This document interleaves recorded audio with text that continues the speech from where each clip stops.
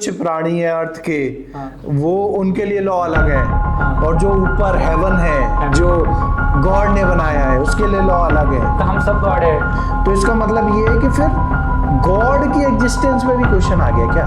Risky prediction कर सकते हैं, ऐसे प्रिडिक्शंस जो हमारी थ्योरी के अकॉर्डिंग ऐसा फ्यूचर में होना चाहिए। और क्यों साइंस एकदम पिछले 200 साल में इतनी बड़ी और इतनी फास्ट प्रोग्रेस कर पाई है? थ्योरी ऑफ रिलेटिविटी पूरी एंड हो जाती है। सो लेट्स स्टार्ट कि व्हाट इज साइंस? इसमें आई थिंक मेरे पर्सपेक्टिव में जो हमने शुरू से साइंस को एक बहुत एलीट चीज़ बना रखा है। I think obviously through the education system की साइंस समझने के लिए, जानने के लिए या तो बुक्स हमें महंगी वाली बुक पढ़नी पड़ेगी, या तो एटलीस्ट अच्छे स्कूल्स में जाने पड़ेंगे, कॉलेजेस में जाने पड़ेंगे, या लेबोरेटरी में एक्सपेरिमेंट्स करके देखने पड़ेंगे, तभी हमें समझ में आएगा लेकिन साइंस होता है क्या है। इसीलिए मोस्ट ऑफ द पीपल इसको एक बहुत ही प्रिविलेज चीज़ देखते हैं और ये कैप्चर नहीं करते कि साइंस बहुत ही फंडामेंटल पे है, जिसको कैप्चर करने के लिए शायद बुक्स की भी ज़रूरत नहीं है डायरेक्टली, क्योंकि आई थिंक डेफिनेशन जो मेरे दिमाग में है कि साइंस एक बहुत ही अच्छा वे, आई वुड से कि best way to know something जो हमें ऑलरेडी पता है वो एक्चुअल ट्रूथ है कि नहीं।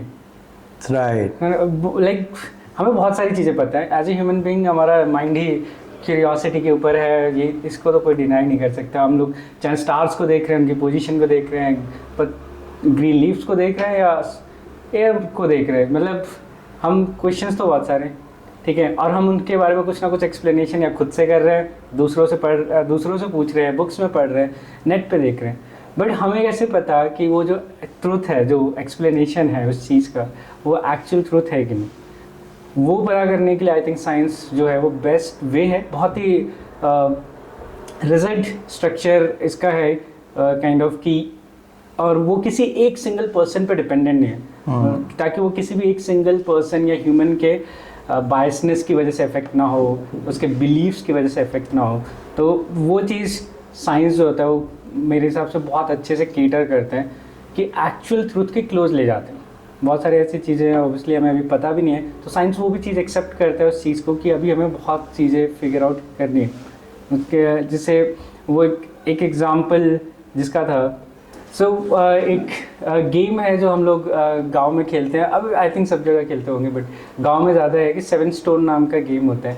उसमें हम लोग 7 स्टोन्स अरेंज करते हैं, देन उसको बॉल से गिराते हैं एंड सब लोग रन अवे करते हैं, और किसी एक पर्सन का जॉब होता है उसको स्टैक करना। अब उस छोटे से बच्चे ने जो गांव में रह रहा है, शायद उसने कोई बड़ी बुक्स आज तक पढ़ी भी नहीं है, ना शायद साइंस का नाम भी नहीं सुना है, मोस्ट प्रोबेबली वो स्कूल भी नहीं जाता है, बट उसने फिर भी साइंस के तरीके को समझा है उस गेम के थ्रू। उसने वो गेम कम से कम 100 टाइम्स खेला होगा, और उसने 100 टाइम्स अलग अलग तरीके से उसको अरेंज करने की कोशिश किया होगा, और उसके माइंड में एक ही गोल है कि कैसे मैं 7 स्टोन्स को रीअरेंज करूँ इन बेस्ट या फास्टेस्ट वे पॉसिबल, एंड उसको through multiple hit and trial करते हुए, अपने बायसनेस को छोड़ते हुए। क्या पता उसका पहले बायसनेस होगा कि पहले छोटा वाला रख देते फिर ऊपर रख देते, वो उसका खुद का बायसनेस हो सकता है, मुझे वो ब्यूटीफुल लग रहा है इसको पहले लगा देते। तो बट उसका वो बायसनेस खत्म हो जाता है क्योंकि वो बार बार उसको हिट एंड ट्रायल करके देख रहे हैं, जिसको हम अभी बोलते हैं कि नॉलेज बाय एक्सपीरियंस। और उसने 100 टाइम्स ट्राई किया, and now he has a proper explanation कि अगर मुझे सबसे फास्ट वे में उसको स्टैक करना है तो सबसे ब्रॉडर और नीचे लगाना पड़ेगा, सबसे नीचे होना चाहिए, फिर वो उसके अकॉर्डिंग अरेंज होना चाहिए। And this is pure explanation of किस हाउ साइंस वर्क्स। उसको अपना प्रॉपर आंसर मिला है कि how to stack 7 stone in perfect way, in the fastest way possible, using like basic like जो हमारा है कि थ्रू कंटिन्यूस उसको बार बार करके देखो जब तक वो प्रॉपर तुम्हें एक्सप्लेनेशन ना मिल जाए और वेरीफाइड ना हो जाए कि हर बार काम कर रहे हैं। इट्स नॉट लाइक कि सिर्फ उसके लिए काम किया, अदर प्लेयर आया उसने भी ट्राई किया, उसके लिए भी वो काम किया, दूसरा प्लेयर आया उसने भी यही देखा कि सबसे ब्रॉडर और सबसे हैवीएस्ट नीचे है, तो मल्टीपल पीपल्स ने इस चीज़ को वेरीफाई किया, तब जाके अब एवरी प्लेयर फॉलोज इट। ये सुन के पता है मुझे लग रहा है कि जब साइंस ऑब्वियसली इवॉल्व कर रहा था तो सारे फील्ड ऑफ स्टडी आसपास ही रहते थे। तो science is very close to psychology in this way, क्योंकि जो आपने बोला बिलीफ्स एंड बाइसेस से निकल के हमें एक नॉलेज चाहिए। हाँ। तो पहले उसकी अंडरस्टैंडिंग हमें ये समझनी होगी कि एक्चुअली में जो हम वर्ड एक्सपीरियंस करते हैं वो ऑब्जेक्टिव ट्रुथ नहीं है इन अ सेंस। हाँ, मतलब वो हमारा सब्जेक्टिव एक्सपीरियंस है। और तो मुझे लग रहा हो कि वर्ड तो ऐसे वर्क कर रहा है क्योंकि मुझे तो ऐसा लग रहा है कि मेरे को तो ऐसा दिख रहा है, बट दूसरे इंसान को वो थोड़ा सा डिफरेंट दिख रहा है, डिफरेंट पर्सपेक्टिव है। तो वो साइकोलॉजिकल अंडरस्टैंडिंग कि एक्चुअली में जो हम वर्ड को एक्सपीरियंस करते हैं वो हमारा एक सब्जेक्टिव ट्रुथ है इन अ सेंस, वो साइंस नहीं है। साइंस के लिए हमें उसको ऑब्जेक्टिव ट्रुथ बनाना पड़ेगा, मतलब वो ट्रुथ जिस पे सारे लोग एग्री कर सकें, वेरीफाई हो सके बाय मल्टीपल पीपल, लाइक हाँ। सबसे हो सके। अगर कोई एक भी वेरीफाई नहीं कर पाया तो मतलब वो कुछ मॉडिफिकेशन की स्टिल जरूरत है, या हाँ। वो एक्चुअल ट्रुथ तो नहीं है। एक्चुअल ट्रुथ तो अगर एक सिंगल पर्सन ने भी बोल दिया कि नहीं मेरे को तो कुछ और ऑब्जर्व हुआ, हाँ, मेरे ने तो जो सबसे छोटा वाला स्टोन नीचे रखा तब भी फास्ट स्टैक हो गया, तो फिर मतलब ये है कि वो एक्चुअल ट्रुथ तक नहीं पहुंचे जब तक वो वेरीफाई ना हो जाए। हाँ, सो आई थिंक इसी से एक अंडरस्टैंडिंग हमें समझनी पड़ेगी कि science is more about scientific methods. So जब भी हम साइंस की बात करते हैं तो लोगों को लगता है कि अरे gravitation, Newton's law of motion, but that is a science subject. हाँ, सब्जेक्ट है ये, सब्जेक्ट बॉडी ऑफ नॉलेज है जिसको हम सब्जेक्ट बोल सकते हैं, बट एक होल डिफरेंट चीज है विच इज साइंटिफिक मेथड्स की इस सब्जेक्ट नॉलेज पे हम पहुंचे कैसे हैं। हाँ, तो जैसा जो एक पॉइंट आपके से क्लियर निकल के आ रहा है कि वो साइंटिफिक मेथड का मतलब होगा कि जो भी हम बोल रहे हैं कि this is how things work, वो सारे लोग अग्री करें उस चीज पे। पीयर रिव्यू होना चाहिए कि देखो मैंने ऐसा किया, ऐसा हुआ है, फिर आप आओगे कि अच्छा मैं भी करके देखता हूँ, हाँ, मेरे लिए भी ऐसा ही वर्क करना चाहिए, सबके लिए ऐसे ही वर्क करना चाहिए। चाहे मैं इंडिया में बैठा हूँ, चाहे मैं अमेरिका में बैठा हूँ, उसके लिए भी वही वर्क करना चाहिए, ताकि फिर हम ऐसी बात बोल सके। तभी हम ऐसी बातें बोल सकते हैं कि भाई जो न्यूटन्स लॉ ऑफ ग्रेविटेशन है या आइंस्टाइन का special general theory of relativity है, हमें पता है वो पूरे यूनिवर्स में वर्क करेगी, क्योंकि it is not dependent on any person, it is not dependent on कि हम किस पार्ट ऑफ यूनिवर्स में बैठे हुए हैं, it is more like an objective truth. So I think एक थिंग जो हम क्लियरली स्टैब्लिश कर लेते हैं कि हमारी कन्वर्सेशन काफ़ी सही तरीके से चल सके कि what do we mean by scientific methods. Yes, हाँ, कि मतलब आई थिंक, और ये बहुत अगेन जो मैं बोलूँगा कि ये कोई ऐसी चीज़ नहीं है जो हमें बुक्स में पढ़नी पड़े या लैब में ही जाके करना पड़े या स्कूल, बड़े बड़े स्कूल्स कॉलेजेस में गए तभी हमें पता चलेगा। जैसे वो आई थिंक उस स्टोरी में क्लियर है कि उस छोटे से बच्चे ने जिसने आज तक साइंस सुना भी नहीं होगा, मोस्ट प्रोबेबली स्कूल भी नहीं किया होगा, फिर भी उसने वो साइंटिफिक मेथड फॉलो किया। The first part of this method is to have an observation based on our question कि ऐसा क्यों होता है, you want to know something, तो और उसके ऊपर तुमने बहुत सारे ऑब्जर्वेशन किए, लाइक बहुत सारे, लाइक स्टार्स के मूवमेंट से लेकर प्लैनेट्स के मूवमेंट से लेकर हर पेड़ के लीव्स के ग्रीन होने से लेकर बहुत सारे क्वेश्चंस ऑब्जर्व। तो पहला पार्ट है ऑब्जर्वेशन, कि हम चीज़ों को कुछ ऑब्जर्वेशन लेते हैं, आई गेस। फिर सेकेंड पार्ट होता है जिसको हम उस ऑब्जर्वेशन को एक्सप्लेन करने की कोशिश करते हैं कि ये कैसे हो रहा होगा, जो कि डेफिनेटली रॉन्ग भी हो सकता है, पर्सनल बायसनेस बिलीव उसमें मिक्स हो सकते हैं।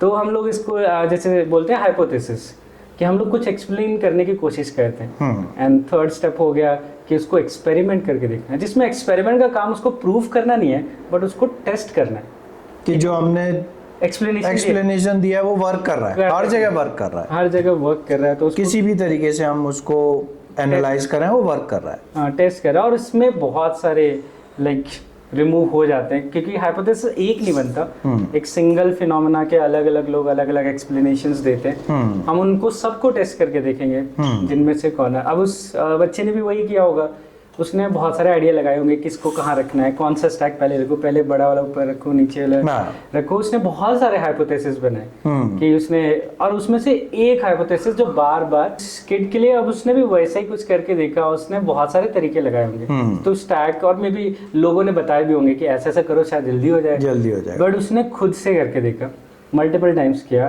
तो वो एक्सपेरिमेंट हो गया कि मैंने कुछ थ्योरी बनाई, हाइपोथेसिस बनाई, एक्सप्लेनेशन, एंड देन उसको टेस्ट एंड ट्राई किया, एंड अगेन जब मेरे को कोई आंसर मिल गया तो मैंने दूसरों से पीयर रिव्यू भी करा, वो बहुत ज़रूरी है। जैसे गैलीलियो ने ये मेंशन किया था कि कोई भी एक्सप्लेनेशन तब तक साइंटिफिक नहीं कहलाएगी जब तक उसका प्योर रिव्यू ना हो। और बहुत नॉट 1-2 पीपल से, थाउजेंड्स ऑफ पीपल को सेम ऑब्जर्वेशन और सेम एक्सप्लेनेशन सही लगना चाहिए।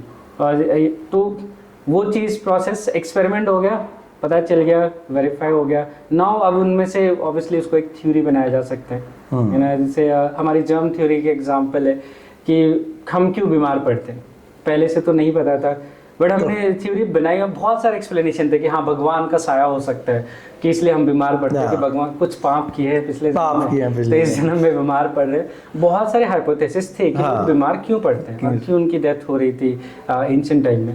बट अल्टीमेटली बहुत सारे हाइपोथेसिस में एक हाइपोथेसिस जो है, जो जर्म थ्योरी, कि हमारे पास लाइक वायरसेस, बैक्टीरियाज हैं जो हमारे बॉडी के अंदर एंटर करते हैं और वो हमारे बॉडी को इफेक्ट करते हैं। और ये हमने वेरीफाई की, not just 1%, 2%, thousands of people around the world, सबने ये चीज़ चेक किया कि हाँ there are something called like virus, bacterias या जर्म्स हैं जो हमें बीमार बनाते हैं।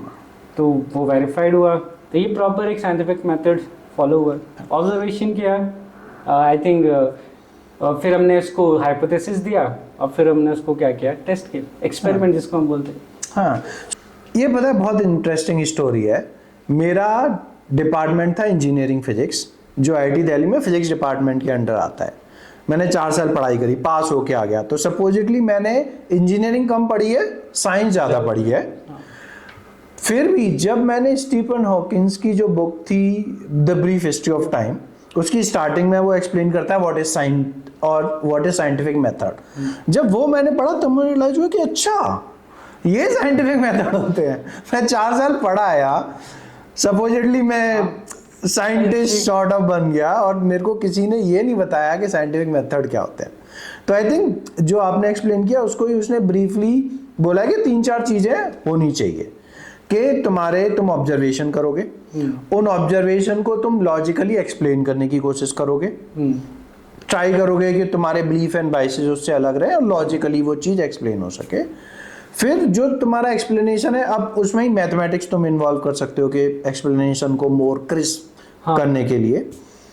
फिर जो ऑब्जर्वेशन तुमने ले लिए, अब बहुत इंपॉर्टेंट पार्ट है कि उनका पीयर रिव्यू होगा। बाकी लोग भी देखेंगे कि हाँ ये ऑब्जर्वेशन ऐसे एक्सप्लेन हो रहे हैं। एंड सबसे इंपॉर्टेंट चीज जो लोग मिस कर जाते हैं कि वो फिर फ्यूचर प्रिडिक्शन कर सके। हाँ, ये बहुत ज़्यादा इम्पोर्टेंट है कि रिस्क की प्रिडिक्शन कर सकते हैं। ऐसे प्रिडिक्शंस जो हमारी थ्योरी के अकॉर्डिंग ऐसा फ्यूचर में होना चाहिए। और बहुत ही रिस्की प्रिडिक्शन है, क्योंकि ये अगर नहीं हुआ तो हमारी थ्योरी मतलब पूरी थ्योरी फेल हो जाएगी। और ये बहुत ज़रूरी है किसी भी लाइक ट्रूथ तक जानने के लिए कि हमें वो जो भी हम एक्सप्लेनेशन दे रहे हैं, जो हम एक्सपेरिमेंट करके हमें लग रहा है कि हमने वेरीफाई किया है, वो फ्यूचर प्रेडिक्शन करना चाहिए कि ऐसा इस पॉइंट पे ऐसा होना चाहिए। हाँ। और वो future prediction every time true होने चाहिए। हाँ, ये ट्रू होना चाहिए, राइट। सो जो और तभी साइंटिफिक मेथड इस समय हर सब्जेक्ट में यूज किए जाते हैं। और क्यों साइंस एकदम पिछले 200 साल में इतनी बड़ी और इतनी फास्ट प्रोग्रेस कर पाई है कि we can predict the future. और तो फिर हम अपनी लाइफ में सोच सकते हैं कि अच्छा मैं ऐसा करूंगा तो ऐसा होगा, राइट। और वहीं से वो प्रेडिक्शन से फिर तुम सारी इन्वेंशन कर सकते हो कि हर बार मुझे पता है ये ऐसे ही वर्क करेगा, तो फिर मैं उससे चीजें बना सकता हूँ। ये टीवी बन सकती है क्योंकि मुझे पता है कि इसके पीछे के जो प्रोसेस हैं वो हर टाइम वर्क करेंगे, इसी तरीके से वर्क करेंगे, और वो सर्टेनिटी के साथ हम बोल सकते हैं। तो आई थिंक आजकल लोग उतना नहीं सुनने चाहते हैं, बट इसी से सूडो साइंस को डिफरेंशिएट किया जा सकता है। हाँ मतलब मेन डिफरेंशिएशन यहाँ आ जाता है कि सूडो साइंस में जब लोग एक्सप्लेनेशन देते हैं तो भी वो लॉजिकल लगेगा, हाँ लॉजिकल लगता है, लॉजिकली साउंडिंग होगा कि हाँ ये ऐसा हो रहा है, ये ऐसा हो रहा है, दैट इज फाइन।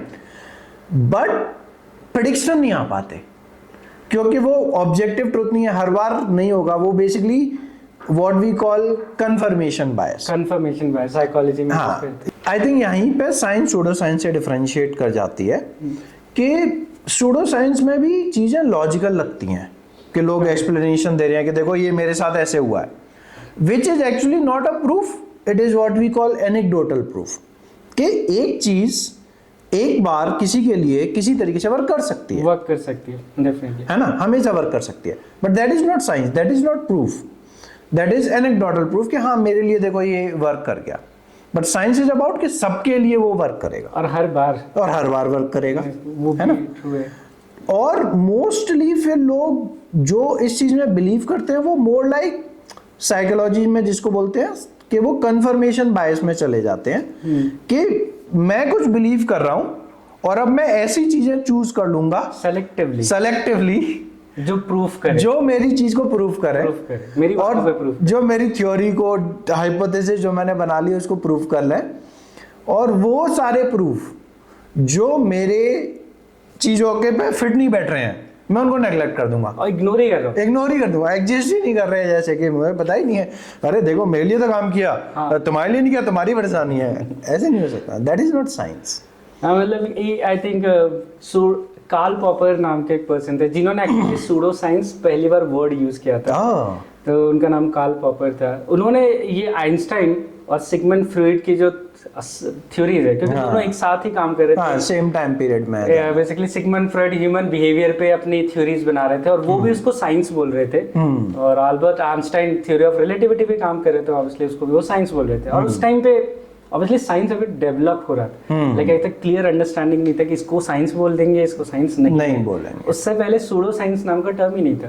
तो कार्ल पॉपर ने नोटिस किया कि जो सिगमंड फ्रॉइड जो कर रहे हैं, जो जिसको वो साइंस बोल रहे हैं, बेसिकली पास्ट डेटा को यूज कर रहे हैं सेलेक्टिवली, कि ये चीज मैंने पास्ट में ऑब्जर्व की है, कई सारे लोगों ने ऐसे साथ हुआ था, तो सेलेक्टिवली पास्ट डेटा को यूज कर रहे हैं अपने साइंस को कंफर्म करने के लिए, अपनी थ्योरीज को कंफर्म करने के लिए। On the other hand Albert Einstein अपनी थ्योरी को यूज करके फ्यूचर प्रेडिक्ट कर रहे हैं कि मेरी थ्योरी ये बताती है कि अगर ये थ्योरी सही है तो आगे चल के फ्यूचर में 2 साल बाद 1 साल बाद सोलर इक्लिप्स पे कुछ ऐसा होना चाहिए। उन्होंने कुछ बोला था कि सोलर इक्लिप्स पे समथिंग रेज का ऐसा इफेक्ट होना चाहिए। हाँ। और वो 2 साल बाद लोगों ने उसको देखा। ये बहुत ही रिस्की प्रेडिक्शन था, क्योंकि अगर उस दिन सोलर इक्लिप्स वाले दिन वो रेज उस तरह से नहीं मिलती, थ्योरी ऑफ रिलेटिविटी पूरी एंड हो जाती, उसी मोमेंट पे एक बार में एंड हो जाता है, उसको आगे कोई वही नहीं था।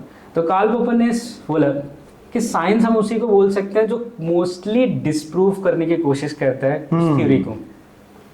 जो थ्योरी या जो मेथड्स हमारी थ्योरीज को प्रूव करने की कोशिश करते हैं वो मोस्टली सूडो साइंस में आते हैं, क्योंकि साइंस हमेशा डिस्प्रूव करता है, it's like a heart break type का होता है, क्योंकि वो हमेशा डिस्प्रूव करने की कोशिश करता है। और अगर we fail to do so, हम किसी थ्योरी को फेल हो जाते हैं डिस्प्रूव करने के, तो वो एक्चुअली प्रूफ हो जाता है। बट जब हम कोई सूडो साइंस को प्रूफ करने की कोशिश करते हैं तो हम एक्चुअली इसको प्रूफ कर रहे होते हैं। सभी सूडो साइंस एक्चुअली प्रूफ की जाती है।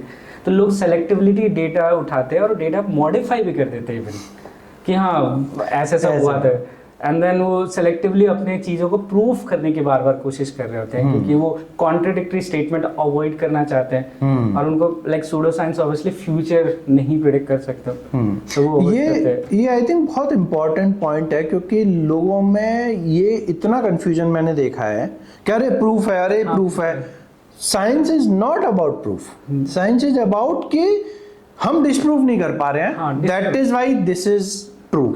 आई थिंक ये बहुत ज़्यादा कंफ्यूजन मैंने देखा है, क्योंकि अगेन साइंस के स्टूडेंट्स को भी साइंटिफिक मेथड के नाम पर प्रॉपर सिखाया नहीं जाता है कि science is not about proof, it's more about disproof. कि तुम 1000-1 लाख टाइम ट्राई कर रहे हो कि डिसप्रूव कर दूं मैं इसको, नहीं कर पा रहे हो, देन इट इज साइंस। तुम एक बार किसी भी चीज को दिखा दो कि देखो ये ऐसे वर्क कर रही है, that is not proof according to science. तो साइंस प्रूफ के बारे में है ही नहीं। साइंस ये है कि देखो हम डिस्प्रूव नहीं कर पा रहे हैं, हर बार ये चीज ऐसे ही चल रही है। एंड एंड जो आपने पॉइंट बताया ना सिगमंड फ्रॉइड का, तो सिगमंड फ्रॉइड की थ्योरी, सिगमंड फ्रॉइड को साइंटिस्ट बोलना बहुत ही प्रॉब्लमेटिक है, क्योंकि आगे डिबेटेबल है बहुत, अरे और साइकोलॉजी में अभी कोई सिगमंड फ्रॉइड की बातें नहीं करता है, क्योंकि सिगमंड फ्रॉइड ने बैठ के, उसने कभी एक्सपेरिमेंट नहीं किए, कुछ नहीं किए, वो बैठ के एक जगह बैठ के और बस अपनी थ्योरी बीच में बनाता रहता था, बट वो इतनी फेमस हो गई कि अभी भी सिगमंड फ्रॉइड सबको पता है। हाँ, पता तो ऑलमोस्ट सबका नाम, सबने सिगमंड फ्रॉइड का नाम सुना होगा, जबकि उसकी चीजों को साइकोलॉजी में आजकल कोई बातें नहीं करता, क्योंकि दैट इज नॉट एग्जैक्टली, वो सिर्फ उसके ऑब्जर्वेशंस थे, वो कभी हाइपोथेसिस दिए, वो कभी एक्सपेरिमेंट नहीं किया। इसीलिए उसकी लैंग्वेज इतनी वेग होती है कि तुम उसको डिस्प्रूव ही नहीं कर सकते। हाँ, वो भी है। सो आई थिंक जो सबसे इम्पोर्टेंट एस्पेक्ट की साइंस है, अगर तो तुम कुछ फ्यूचर प्रेडिक्शन करोगे जिसको लोग एक्चुअली में डिस्प्रूव करने की कोशिश कर सकें, at least other people, then it is science.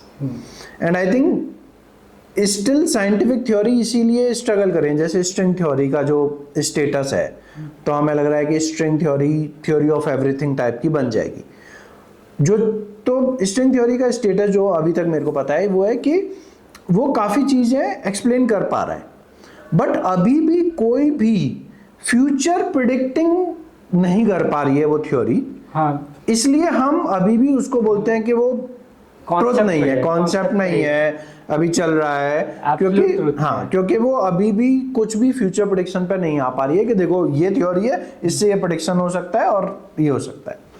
So that is what science is about. And I think एक और इम्पॉर्टेंट पॉइंट यहाँ पे मैं लाना चाहूंगा कि साइंस इज अबाउट, लोगों को लगता है कि साइंस, क्योंकि साइंस काफी बार रिलीजन के अगेंस्ट चली जाती है कि रिलीजन्स के क्लेम को साइंस के बोलती है कि देखो ये ऐसे नहीं हो सकता, बट तो लोगों को लगता है कि अरे साइंस वाले तो इतने ईगोइस्टिक हैं, ये हमारे रिलीजन के सपोजिटली ट्रुथ्स को बोलने हैं कि अरे ये तो गलत है, कल्चरल नहीं है, हाँ ये नहीं है, वो नहीं है, बहुत ही ईगोइस्टिक लोग हैं। But science is about accepting कि हमें नहीं पता, दैट इज ट्रू, राइट, कि हमें नहीं पता, लेट्स फिगर इट आउट, और मैं हो सकता है गलत हो सकता हूँ। अगर तुम मेरे को प्रूव कर सको कि मैं गलत हो सकता हूँ, तो मेरे को मानना पड़ेगा कि हाँ मैं गलत हूँ। हाँ, I have to let my ego कि नहीं, जो मैं मानता हूँ वही सच है। एक्चुअली तो नोइंग द फैक्ट कि हमें नहीं पता और let's figure out together, not a single person, makes us more humble rather than egoistic. Science mostly, Carl Sagan ने इसको ब्यूटिफुली एक्सप्लेन किया और बताया भी है कि जो नॉलेज ऑफ साइंस है थ्रू एक्सपीरियंस और एक्सपेरिमेंट ऑलवेज हम्बल नेचर को डेवलप करते हैं, अदर वे अराउंड नहीं उसमें। और आई थिंक इसका लाइक एक मेरे पास एग्जांपल में दिमाग में आ रहा है कि हेलीज कॉमेट जो मेरे को रिसेंटली लाइक दिमाग में चल रहा है कुछ दिन से, उसमें सिमिलर हुआ था, उसका भी रिलीजन और साइंस का वो हो गया था। तो आई थिंक 1400 से जितना भी रिकॉर्डेड, एटलीस्ट 1400 से through out every ancient culture जो रहे, इन हिंदू कल्चर, चाइनीज, इजिप्शियन या बेबीलोनियन, सब में कॉमेट जब भी दिखता था उसको एक डिजास्टर का साइन माना था एज अ फेथ। वो बोलते थे कि जब भी कॉमेट आता है कुछ ना कुछ बुरा होता है, और लाइक कुछ चीजें हो भी जाती है, जैसे हम कंफर्म करना चाहे तो कर देंगे। एक कॉमेट आया था, उसके बाद यूरोप में कोई बहुत बड़े प्लेग आ गया था और बहुत लोग मरे थे, तो लोगों ने मान लिया था सही है, प्रूफ हो रहा है कि इसकी वजह से हुआ है, इसकी वजह से कॉमेट आया। उसके 2 दिन बाद ये कई सारे चाइनीज किंग्स की भी डेथ हो गई थी कॉमेट के आने के बाद। तो लोग मानते थे कि कॉमेट डेविल का सेंड किया हुआ साइन है, जो ये बता रहा है कि अब इसके बाद डेथ होंगी, प्लेग आएगा, डिजास्टर्स आएंगे। It was a sign of disaster. But Halley के लिए कुछ अलग था। हेली ने बहुत सारे स्टडी किया, बहुत अच्छे मैथमेटिशियन थे, न्यूटन के फ्रेंड थे एक्चुअली, उन्होंने हेल्प किया था न्यूटन को अपनी बुक पब्लिश करने में जब कोई पब्लिश नहीं कर रहा था। तो उन्होंने किया, उन्होंने सारी बुक्स निकाली जिसमें कॉमेट का मेंशन था, और ये वो कंप्यूटर वाला भी टाइम नहीं था जहाँ सर्च किया। उन्होंने, उनके पास था बुक्स और अपना माइंड, 2 चीज़ें थी, और उन्होंने अपने बुक्स निकाली जहाँ पे भी वो कॉमेट का मेंशन था, चाहे एज ए डिजास्टर, उनको नोट किया, न्यूटन्स लॉ ऑफ ग्रेविटेशन लगाया। He was the first one two apply Newton's law of gravitation on a such a big scale, ये द फर्स्ट वन। तो उसने लगाया एंड ही प्रिडिक्टेड कि जो 3 comet दिखे थे अराउंड 1631 में और 1707 में, और नहीं 1607, मतलब 3 डिफरेंट 80 इयर्स की गैप में, 76 इयर्स की गैप में 3 अलग अलग जो कॉमेट्स दिखे थे वो एक्चुअली सेम कॉमेट्स थे। उन्होंने प्रिडिक्ट किया अपने कैलकुलेशन के थ्रू, बहुत ही डिफिकल्ट मैथमेटिक्स के थ्रू।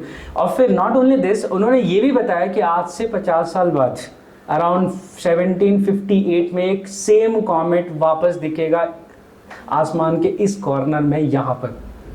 उन्होंने पूरा इसको बोलते हैं प्रोफेसी, साइंस में प्रोफेसी करने के बराबर ही हो गया। और ये चीज कोई एक्सेप्ट करने के लिए रेडी नहीं था, क्योंकि इसको फेथ में माना जाता था कि कॉमेट डेविल भेजता है। तुम कैसे बता सकते हो कि कब आएगा? ये तो डेविल भेजते हैं। 50 साल बाद उसकी तो डेथ हो गई, वो नहीं देख पाया उसको, लेकिन 1758 में सबकी नजर आसमान में, क्योंकि बहुत लोग जो बिलीव नहीं भी करते वो भी जानना चाहते थे कि इज इट ट्रू, आएगा क्या नहीं आएगा। और वो आया उसी दिन स्काई में दिखा 1758 के दिसंबर में, द हेलिस कॉमेट। और उसके बाद वो पूरा शैटर हो गया, जो कॉमेट डिजास्टर का साइन है, सब शैटर हो गया। और इसलिए मुझे लगता है ये इंपॉर्टेंट है टू नो, मतलब ये हम क्यों कर रहे हैं राइट नाउ इस पॉइंट पे, क्योंकि कई लोग बोल देते हैं ना कि जानना ही क्यों है। ठीक है ना, एक ही लाइफ है, बहुत कुछ करना, मस्ती भी करना, जानना ही क्यों? क्योंकि to know the actual truth can make a lot of difference in our life. चाहे हमें साइंस में कुछ करना ना हो, हमें फिजिक्स टीचर ना बनना हो, या हमें कोई बड़ी सी इन्वेंशन ना करना हो, या साइंटिस्ट ना भी बनना हो, we should know the real truth. It can make a lot of difference. अब जितने लोगों ने उसको डिजास्टर माना था, वो भी इतने 200-300 पता नहीं कितने टाइम से उसको डिजास्टर का साइन दे रखा था, और कितने लोग उसको डिजास्टर मान के अपनी लाइफ को चेंज करते होंगे। अगर उनको पता होता नहीं ये जस्ट कॉमेट है जो सन के अराउंड मूव कर रहा है, और ये एक फिक्स ऑर्बिट पे है, इसका कोई लेना देना नहीं है, जो कि हम प्रूफ कर पाए। ऑब्वियसली उसने फ्यूचर प्रेडिक्ट किया, वहाँ मिला, और पता चल गया कि जो कॉमेट्स होते हैं वो फिक्स ऑर्बिट है, it's not sent by them also. Exact same time पे फिर से आएगा। हाँ, वो आएगा फिर से 77। उसके बाद 1986 में वापस दिखा, और 2061 में वापस दिखेगा। हम अभी बता सकते हैं कि 2061 में दिखेगा। हाँ, एंड आई थिंक जो आपने पॉइंट बोला ना, वो बहुत सही है कि जैसे ये कि भाई कॉमेट आएगा तो कुछ गलत होगा, इसको तुम प्रूव कर सकते हो। क्यों? क्योंकि तुम प्रूव करना चाहते हो। अब तुम्हारी लाइफ चल रही है, और वो कॉमेट ऐसा भी नहीं है 1 मिनट के लिए आता है, वो कुछ दिनों तक रहता है। दिनों तक रहता है, राइट? तो उस टाइम में तुम्हारे साथ कुछ ना कुछ गलत हो ही जाएगा, क्योंकि लाइफ है, कुछ अच्छा होगा, कुछ गलत होगा। और अगर तुम सोच के बैठ जाओ कि कुछ गलत होगा क्योंकि कॉमेट आ गया है, तो मोर चांसेस है कि गलत हो जाए, क्योंकि तुम इनडिसीजन में चले जाओगे, कुछ चीजें हड़बड़ी में करोगे, तो कुछ गलत हो ही जाएगा। और तो फिर अगेन तुम कंफर्मेशन बायस में आ गए कि तुम कंफर्म करने की कॉन्स्टेंटली कोशिश करोगे, कुछ तो गलत होना, कुछ तो गलत होना, कुछ तो गलत होना, तो फिर कुछ हो जाएगा। और कॉन्ट्राडिक्टरी स्टेटमेंट को अवॉइड करो। मतलब कमेंट आया और तुम्हारे जिंदगी में कुछ गलत भी हो रहा है, सही भी हो रहा है, बट नाम किस पे दे रहे हो? गलत पे। दैट इज कंफर्मेशन बाय, क्योंकि तुम कंफर्म करने की कोशिश कर रहे हो, कमेंट आया तो कुछ गलत होना था, ये हो गया। बट हम नहीं देख रहे कि चीजें अच्छी, बाकी टाइम सही भी चल रहा है, ऐसा कुछ नहीं है। तो वो कॉन्ट्राडिक्टरी स्टेटमेंट, सूडो साइंस हमेशा अवॉइड, सेलेक्टिव डेटा को यूज करते हैं, तो जस्ट टू इसमें एक मेरे को बहुत इंटरेस्टिंग एस्ट्रोलॉजी की स्टोरी याद आ रही है। तो मैं एक बुक पढ़ रहा था, उसमें एक छोटी सी शॉर्ट स्टोरी थी कि एक फीमेल प्रोफेशनल और एक मेल प्रोफेशनल लोग बैठे हुए थे, और एक एस्ट्रोलॉजर आया। तो उस मेल फ्रेंड ने बोला कि अरे इसका हाथ देख के बताओ क्या हो रहा है, क्या नहीं हो रहा है। तो उसने हाथ देख के बताया शादी कब होगी।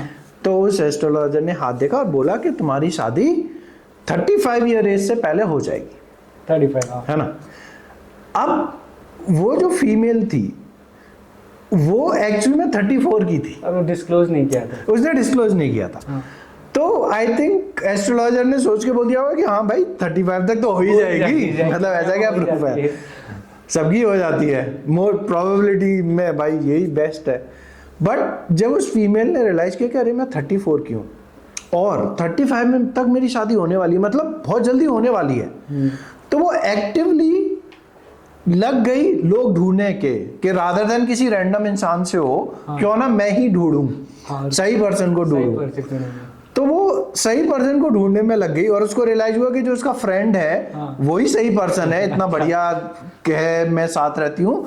और उसने उस फ्रेंड को प्रपोज किया कि अपन शादी कर लेते हैं क्योंकि मेरे पे ज्यादा टाइम भी नहीं है, जल्दी से बताओ।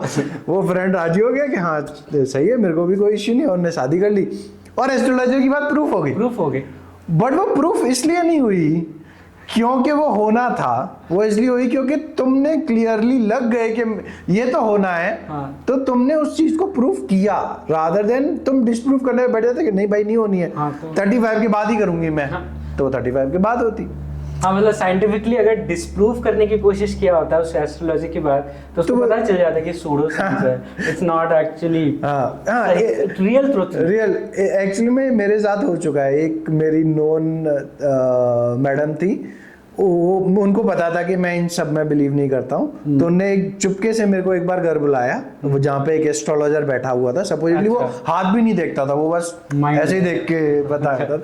उसने बताया कि तुम्हारी शादी 2 साल में होने वाली है। तो मैंने डिसाइड कर लिया कि अब 2 साल में तो करनी ही नहीं है। नहीं करी मैंने, तो डिस्प्रूव हो गया। खत्म, ऑब्जर्वेशन लिया, हाइपोथेसिस ली, खत्म कर दिया कि डिस्प्रूव हो गया। बट लोग बोलते हैं कि नहीं ये, इसीलिए सब लोग क्या करते हैं, बिलीव करना बहुत जरूरी है, बिलीव करना। तो अगर बिलीव करके ही चीजें हो रही हैं तो वो साइंटिफिक तो नहीं है, फिर तो मैं प्रूव करने की कोशिश कर रहा हूँ कि सही है। बिना एविडेंस के किसी पे बिलीव रखना, लाइक जैसे कार्ल सेगन ने मेंशन किया है कि इट्स नॉट अबाउट कि एविडेंस है नहीं, इट्स अबाउट कि एविडेंस ढूंढ ही नहीं रहे तुम। कई सारी ऐसी चीजें जिसकी एविडेंस अभी भी नहीं है, साइंस में भी नहीं है कि कैसे होता है ये चीज, तो हम लोग we are keep looking it, but तुम जस्ट फेथ का नाम दोगे एंड यू आर लाइक कि नहीं मेरे को एविडेंस चाहिए ही नहीं, तो वो absurd और stupid है। ये एक और रीसेंट फिनोमेना मैंने बहुत नोटिस किया है, क्योंकि सोशल मीडिया पे आजकल बहुत साइंस चल रहा होता है, जो बिल्कुल साइंस भी नहीं होता है, कि लोग क्या कर रहे हैं कि जो चीज़ों के आंसर नहीं है या उन्हें पता नहीं है, जनरल नॉलेज में नहीं है, उनको बोल रहे हैं कि देखो हमें सब कुछ पता नहीं है, इसका मतलब है कि बहुत सारी चीज़ें और भी ट्रू हो सकती हैं। और वो उसका एज अ प्रूफ ले लेते हैं कि देखो तुम्हें ये नहीं पता, तो शायद ये सही हो सकता है, ये भी सही हो सकता है। ये नहीं है ना, क्यों तुम किसी भी चीज के अननोन रीजन को किसी और का प्रूफ नहीं मान सकते ना। जैसे मैंने एक बहुत ही एब्सर्ड थ्योरी जो सुनी थी कि बर्मुडा ट्रायंगल में एक बड़ा सा कुछ होल है और किसी ने तो थ्योरी बना दी कि वहां पे हनुमान जी का गदा है और जिसकी वजह से ग्रेविटी बहुत ज्यादा हो गई है और उसकी वजह से बर्मुडा ट्रायंगल में सारी चीज होती है। तो बर्मुडा ट्रायंगल का एसस तो सारा एक्सप्लेनेशन हो गया है कि ऐसा कुछ खास है नहीं बर्मुडा ट्रायंगल में, बट स्टिल वो एक मिस्ट्री सॉर्ट ऑफ है। तो वो लोगों के लिए कुछ अननोइंग चीज है। अब उस अननोइंग चीज को लोगों ने अपनी एक चीज को प्रूफ बना लिया कि देखो तुम्हें नहीं पता बर्मुडा ट्रायंगल में कहा था, देखो शायद ये होता। इसलिए मेरी बात सही है, तुम्हारे पास आंसर नहीं है तो मेरा आंसर मतलब सही है। That is not how science works. और अगर यही हम करते रहे तो हम रियल ट्रूथ पे कभी पहुंच नहीं पाएंगे। That is the point of overall science कि we should be as a part of this whole like world, we should look for the real truth one way or another. Time लगता है चीज में, but real truth not only for scientist लोगों के लिए है या इसरो के लिए है, it's just for a common people. It can make a life much better. हाँ, इसमें एक्चुअली में एक और नया फिनोमेना में जो मैंने देखा है कि बहुत सारी एंशिएंट चीजों का हम पे स्टिल एक्सप्लेनेशन नहीं है, क्योंकि विद टाइम खो गया है। लेट्स से हमें नहीं पता कि एग्जैक्टली पिरामिड कैसे बनाए गए या फिर जो हड़प्पा सिविलाइजेशन था उसमें एग्जैक्टली क्या होता था, कैसे होता था। तो अब लोगों ने उसको भी सॉर्ट ऑफ बनाने लगा है कि देखो हमें पता नहीं है तो फिर कुछ भी प्रूफ सही हो सकता है। जो हम पहले मानते हैं कि 5000 साल 6000 साल पहले ऐसा होता था, फिर ये भी प्रूफ हो सकता है, बस हमें पता नहीं है। तुम्हें नहीं पता तो बहुत कुछ नहीं पता। That is not how science works. Not having an answer is not the answer to the question. Is not the question. So जो एक और थॉट मुझे आ रहा था कि science is also more about integrating things. हाँ, चीजों को एक्सप्लेनेशन को सिंपलर करना ताकि अंडरस्टैंडिंग और बेटर हो सके। हाँ। That is true. So I think अगर जैसे सिंपल एग्जांपल लें हम कि न्यूटन ने जब अपना फर्स्ट लॉ दिया तो उसने बेसिकली रेस्ट और मोशन जो सपोजिटली हमें लगेगा कि दो डिफरेंट अलग अलग चीजें हैं, कॉन्सेप्ट पे काम करते हैं, हाँ, बट उसको उसने सॉर्ट ऑफ यूनिफाई कर दिया कि नहीं, रेस्ट और motion is actually same thing, बस ऑब्जर्वर पे डिपेंडेंट होता है। एक ऑब्जर्वर के हिसाब से रेस्ट हो सकता है, दूसरे के हिसाब से मोशन भी हो सकता है, but there is no absolute rest and motion type. Newton Einstein उससे और ऊपर चला गया, स्पेशल थ्योरी ऑफ रिलेटिविटी और जनरल थ्योरी रिलेटिविटी ने उसने बोला कि रेस्ट एंड मोशन तो सिमिलर है ही, एक्सेलरेटेड मोशन भी कुछ डिफरेंट नहीं है, वो भी एक ही मोशन का सॉर्ट ऑफ पार्ट है। एक ही इक्वेशन से हम तीनों को एक्सप्लेनेशन कर सकते हैं sort of. And I think ये थीम बहुत कॉमन है क्योंकि इसी को साइंस है, तो मैग्नेटिज्म, इलेक्ट्रोस्टैटिक बहुत डिफरेंट चीजें लगती हैं, but they are also same part. मतलब अब तो तीनों चीजें हमें समझ में आया कि electricity, magnetism plus light, optics, they are just part of same electromagnetic wave. एक ही नॉलेज से हम लोग तीनों एक्सप्लेन कर सकते हैं। न्यूटन्स लॉ ऑफ ग्रेविटेशन भी वैसे है कि एक सिंगल इक्वेशन G(m1/r²) हम ये एक्सप्लेन कर सकते हैं कि हाँ, एप्पल क्यों नीचे गिर रहा है, मून क्यों रिवॉल्व कर रहा है, अर्थ क्यों सन के अराउंड रिवॉल्व कर रही है, मतलब इतनी सारी कॉम्प्लिकेटेड चीजें, one single explanation, the Newton's law of gravitation. तो आई थिंक इसको एक प्रॉपर नेम बोलते हैं, यूनिफिकेशन विषय, और ये मोस्ट सभी साइंस में यूज होता है। आई थिंक बायोलॉजी में भी यूज होता है। Like germ theory is kind of unification of multiple diseases का एक्सप्लेनेशन है जर्म थ्योरी। तो अलग हर डिसीज के लिए अलग एक्सप्लेनेशन नहीं है, we have a single explanation for most of the diseases. और जैसे आपने बोला कि मैग्नेटिज्म और इलेक्ट्रिसिटी बहुत टाइम तो एकदम ही डिफरेंट कंसेप्ट माने जाते थे, गलती से ऑस्ट्रेट ने उसको डिस्कवर किया कि जो इलेक्ट्रिसिटी है और मैग्नेटिज्म है वो सेम चीज है, उसको तो हमने यूनिफाई कर दिया। नाउ एट दिस पॉइंट हम तो ऑप्टिक्स, इलेक्ट्रिसिटी और मैग्नेटिज्म तीनों को ऑस्ट्रिच ने यूनिफाई किया कि इलेक्ट्रिसिटी मैग्नेटिज्म प्रोड्यूस करती है। फिर फेराडे ने बोला कि अगर ये कनेक्टेड है तो फिर मतलब मैग्नेटिज्म इलेक्ट्रिसिटी भी प्रोड्यूस कर सकती है, तो मैं ट्राई करता हूँ, और फिर हुआ, उसको प्रिडिक्शन कर पाए कि भाई अगर ये सेम ही चीज है तो फिर दूसरी चीज भी प्रूफ होनी चाहिए। क्योंकि उसके अकॉर्डिंग था उस टाइम तक कि यूनिवर्स थोड़ा सिमेट्रिक एग्जिस्ट करता है, इलेक्ट्रिसिटी मैग्नेटिज्म को अफेक्ट कर सकती है, तो फिर मैग्नेटिज्म भी इलेक्ट्रिसिटी को अफेक्ट कर सकता है। और मैं वो पॉइंट भूलना नहीं चाहता, इसलिए मैं ले आऊं कि न्यूटन ने जब ये चीज बोली कि भाई जिस चीज से हम अट्रैक्ट हो रहे हैं, जिस फोर्स से, उसी फोर्स से मून भी अर्थ की तरफ अट्रैक्ट हो रहा है। अब इस चीज को अभी हम इतना पढ़ लेते हैं कि हमें लगता है कि हाँ ठीक है, बट उस टाइम पे 15th सेंचुरी 16th सेंचुरी की हम बात कर रहे हैं, जब यूरोप में चर्च का बहुत इन्फ्लुएंस होता था नॉलेज पे, सपोजिटली नॉलेज उन्हीं का ही चलता, नॉलेज उनकी सपोजिटली हमारा ही है, हम बताएंगे सच क्या है। हाँ, सच क्या है। और उनका बिलीव था कि जो हम तुच्छ प्राणी हैं अर्थ के, वो उनके लिए लॉ अलग है, और जो ऊपर हेवन है, जो गॉड ने बनाया है, उसके लिए लॉ अलग है। और फिर न्यूटन का बोलना कि नहीं, वो और हमारे लिए सेम ही लॉ वर्क करते हैं, that is breaking boundaries or breaking ceiling and everything type of thing कि personal belief को completely destroy कर देना कि नहीं, same laws हर जगह वर्क कर रहे हैं। तो इसका मतलब ये है कि फिर गॉड की एग्जिस्टेंस पे भी क्वेश्चन आ गया क्या, कि उसने ये बनाया और वही लॉ हम लोगों के लिए भी यूज हो रहे हैं, तो फिर what is new about God? What is special about God? या तो हम सब गॉड है क्योंकि अगर सेम लॉज दोनों चीजों को एक्सप्लेन कर पा रहे हैं तो फिर बहुत बड़ी बात है। हाँ, तो this is the level of impact science can create. I think एक और चीज जो बहुत क्लियर कर दी जाए कि अगेन लोग बहुत सारी बातें करते हैं कि science is about proof, science is about proof, but एक और चीज जो पहली बार मैंने पढ़ी थी जो बहुत ही शॉकिंग मुझे लगी थी कि जो फंडामेंटल थ्योरीज हैं उनका कोई प्रूफ नहीं होता। लॉज बेसिकली, लॉज जिनको हम बोलते हैं कि अब न्यूटन्स लॉ है F = ma, इसका कोई प्रूफ नहीं है, या न्यूटन्स का ग्रेविटेशनल लॉ है Gm1m2/r², इसका कोई प्रूफ नहीं है।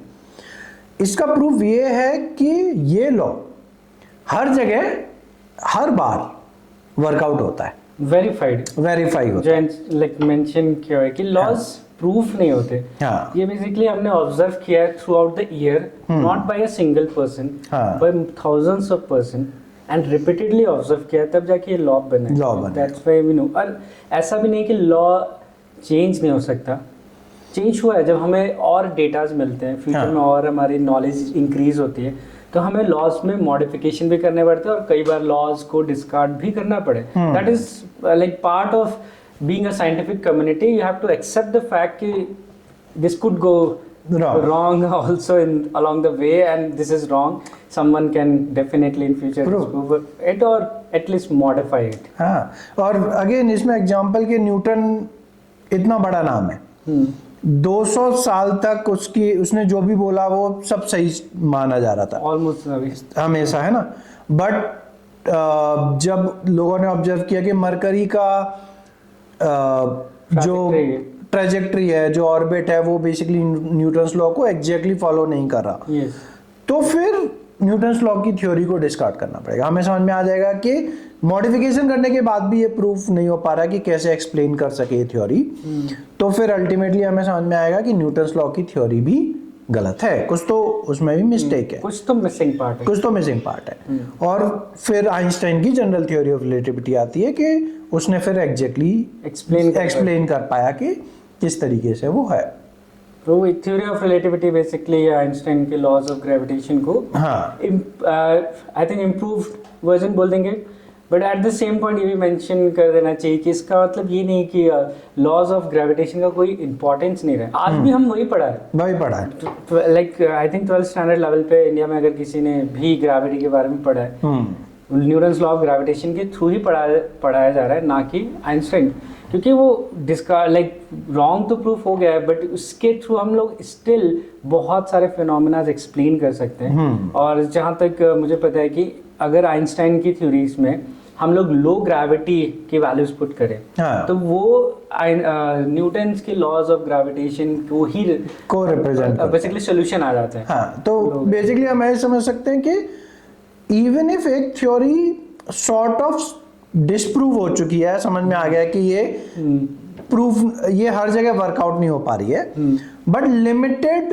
एरिया में वर्कआउट हो रही है, तो भी हम उसको पढ़ते हैं क्योंकि सिंप्लीफाई वर्जन है, बहुत सिंपल है, Gm1m2/r², जबकि आइंस्टीन की जनरल थ्योरी ऑफ रिलेटिविटी बहुत कॉम्प्लिकेटेड है, समझ में भी नहीं आता है चीज़ों को, लोगों को बहुत टाइम लगता है, तो इसलिए still with in the confine समझाया जा सकता है कि हाँ देखो ये इस तरीके से वर्क करती है। इवन इफ वो डिस्प्रूव हो चुके हैं, बट वो एक्चुअली नए आइडियाज को क्या बोलते हैं, इसको एंथुसियास्टिकली क्रिएट करते हैं कि अगर ये नहीं ट्रू है तो फिर और क्या ट्रू है, keep seeking for the truth. Newton I think famous भी इसी चीज़ के लिए कि वो बहुत ज़्यादा ऐसा कुछ ब्रिलियंट नहीं था। आइंस्टाइन ब्रिलियंट था कि न्यूटन ब्रिलियंट था, इस पर कोई क्वेश्चन नहीं है, बट न्यूटन ने आइडियाज शुरू किए और उससे लोगों ने फिर उसको डिस्प्रूव करने के लिए और खुद सोचना शुरू किया, and this is how like पूरा एक साइंटिफिक ग्रुप बन गया, कल्चर आ गया to ask question, to experiment, to disprove. तो I think Newton more famous I think उसलिए नहीं है क्योंकि उसने लॉज बहुत सारे बनाए, ऑब्वियसली वो भी मोस्टली न्यूटन्स की चीजें डिस्प्रूव हो चुकी हैं, वन एंड अनदर सेंस में हुई हैं, बट वो फेमस इसलिए है क्योंकि वो पायनियर था इन थॉट्स के। तो उसने एक क्वेश्चन पूछा, उस पर 2 क्वेश्चन और बने, जिससे 2 क्वेश्चन और बने, keep going. And I think यहाँ पे एक और आजकल नया सोशल मीडिया पे मुझे फिनोमेना दिखता है कि लोग नॉलेज के लिए समहाउ ऐसा बोलने लगे कि अरे पहले हमने ये डिस्कवर कर लिया था, पहले हमें ये पता चल गया था, या पहले से ही सब कुछ पता था।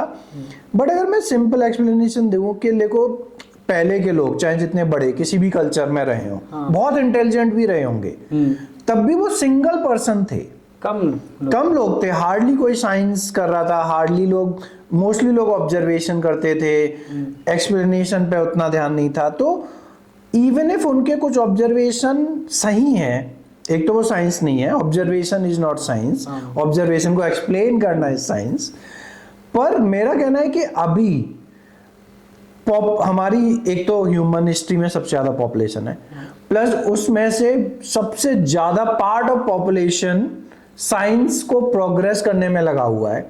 कभी भी ह्यूमन हिस्ट्री में ऐसा नहीं हुआ कि 20-25 साल तक लोग सिर्फ पढ़ रहे हैं, साइंस के ऊपर पढ़ रहे हैं, सिर्फ पढ़ रहे हैं, सिर्फ नॉलेज गैदर करने में लग रहे हैं। ऐसा कभी भी नहीं होता था, बट अभी इतनी नॉलेज है कि तुम्हें इतना टाइम लगेगा उसको गैदर करने में। तो ये बिलीव करना कि पिछले पुराने एंशिएंट लोगों के पास कुछ एक्स्ट्रा नॉलेज थी, मैं कह रहा हूँ वो बहुत इंटेलिजेंट थे, तब भी उनकी नॉलेज लिमिटेड ही होगी, क्योंकि वो लोग तो लिमिटेड ही थे ना, लोग लिमिटेड थे, जो साइंस में वर्क कर रहे थे वो तो लिमिटेड थे। इस समय हमारे पास कलेक्टिव नॉलेज है, इवन इफ लेस इंटेलिजेंस है, बट लोग इतने ज्यादा साइंस में इन्वॉल्व हो रहे हैं टाइम के साथ, तो वो ओवरऑल ज्यादा लाइक डेवलपमेंट फास्ट कर देते, डेवलपमेंट फास्ट, रियल ट्रूथ के हम ज्यादा फास्टर पहुंच पा रहे एज कम्पेयर टू जब पहले सालों लगा करते थे। हाँ, तो न्यूटन ने अपनी जब थ्योरीज दी उसके लगभग 100-150 इयर्स तक कुछ भी नहीं हुआ, बट फिर लोगों को रियलाइज हुआ कि अरे न्यूटन गलत भी हो सकता है, कुछ कॉन्ट्राडिक्टरी फैक्ट उन्हें समझ में आए, फिर उन्होंने रियलाइज किया कि फिर और कहाँ कहाँ गलत हो सकता है, मतलब क्वेश्चंस रेज हो जाते हैं। ये चीज आई थिंक एक वीडियो में नील डिग्रीज टाइसन ने भी बोला था कि साइंस जब भी कोई आंसर देता है उस पर मोर क्वेश्चंस हमेशा रेज होते हैं। जब भी कोई सूडो साइंस आंसर देता है तो क्वेश्चन वहाँ खत्म होता है। तो साइंस का मोटिव कभी भी सारे आंसर्स देना नहीं होता है, आंसर्स देख के फिर वो नए क्वेश्चंस करते हैं ताकि हम और आंसर्स दे पाए, और जितने चीजें डिस्प्रूव होती जाती हैं वो हमारे लिए और बेटर है, क्योंकि हम उतना फिर राइट आंसर के पास, राइट आंसर के क्लोज एंड क्लोज जाते रहते हैं। हाँ। तो बेस्ट तरीका है to get to know the real truth. हाँ, और आई थिंक जो मैं एक पॉइंट बीच में बोला था ना कि science is more about not knowing things. Generally जो भी ओल्ड टेक्स्ट, रिलीजियस टेक्स्ट है, वो बोलेंगे कि हमें सब कुछ पता है, देखो ये हमने लिख के तुम्हें दे रहे हैं हम। जबकि साइंस इज अबाउट कि हमें नहीं पता, let's figure out together. That's the best part of it. हाँ, ये सिंगल पर्सन और सिंगल कम्युनिटी तक फिक्स नहीं है, इट इज समथिंग जो, और I think whole world unite होके ही साइंस कर पार more than ever.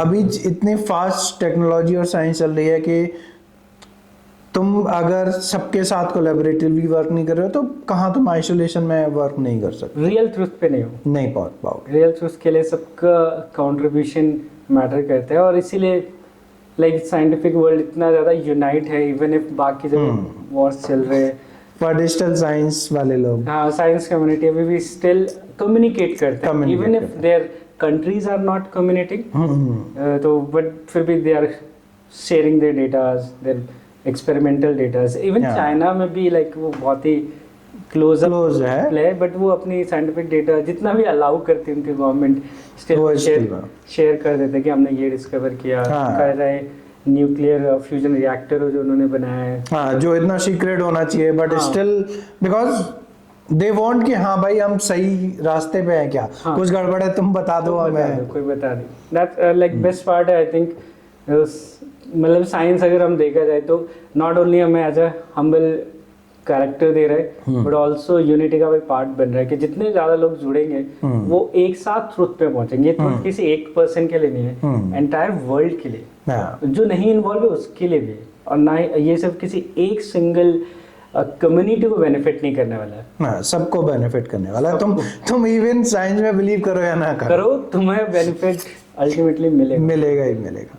So I think this is a good point to add at least today's conversation, ताकि हम क्लियर कर सके कि हम ये कर क्यों रहे हैं। हाँ। इस पॉडकास्ट का पॉइंट क्या है कि लोग साइंस को आई थिंक बेटर अंडरस्टैंड करेंगे तो they can live far better life, they can take far better decision, plus mind open होगा टू न्यू पॉसिबिलिटी और अंडरस्टैंड कि हाँ मैं गलत हो सकता हूँ, लेट्स फिगर आउट और क्या तरीके हैं और लोग क्या कर रहे हैं, या जिस तरीके से मैं वर्ड को देख रहा हूँ वही रियल वर्ड नहीं है, उसका एक डिफरेंट वर्जन ऑफ वर्ड भी हो सकता है। और to add to this point कि साइंस करने के लिए हमें महंगे बुक्स नहीं चाहिए, महंगे कॉलेज स्कूल्स या इवन महंगे लैब्स की ज़रूरत नहीं है। साइंस बहुत ही ज़्यादा फिलोसफिकल है, जो कि दो लोग कॉन्वर्सेशन करके भी फिगर आउट कर सकते हैं। Not best way but still it helps. And importantly science mathematics नहीं है। हाँ, मतलब सिर्फ मैथ्स नहीं है, Maths helps। जो हमारे इस पॉडकास्ट का मेन थीम रहेगा